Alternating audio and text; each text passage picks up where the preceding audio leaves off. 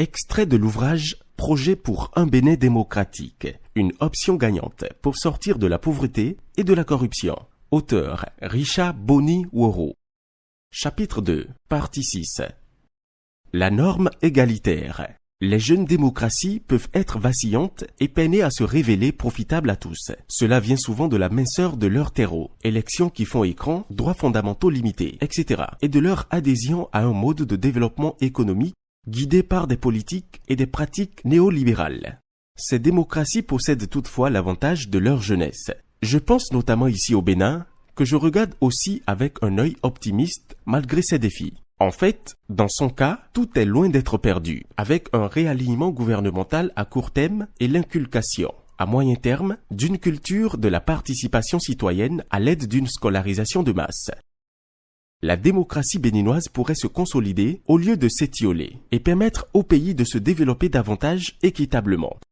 Contrairement à certaines vieilles démocraties où les habitudes individualistes, l'éclatement identitaire et les contorsions du conformisme de surconsommation ont quelque peu dénaturé la pratique démocratique, il est possible aux jeunes démocraties, notamment celles poussant au sud, d'avoir l'établissement d'un régime pleinement démocratique en mire, comme projet de société, comme communauté de destin, comme levier au changement. Tout n'y est pas encore en quelque sorte figé dans l'acquis. Les désillusions ne sont pas encore trop profondes. Les signaux de l'insensibilité, pas encore décisifs. Bref, l'espace de renforcement de la liberté n'y est pas globalement contraint par les manies de chacun pour soi et les penchants de la crématistique. Cela dit, la notion d'égalité qu'induit l'idéal démocratique doit être bien comprise. Ma vision et mon programme pour un Bénin scolarisé, équilibré, éveillé aux problématiques mondiales et dont la saine gouvernance rime avec État-providence ne sont pas à associer à quelques révolutionnaires utopies marxisantes. Le Bénin a déjà essayé cette voie avant son éveil démocratique de 1990 et cela s'est soldé par un passage à vide socio-économique.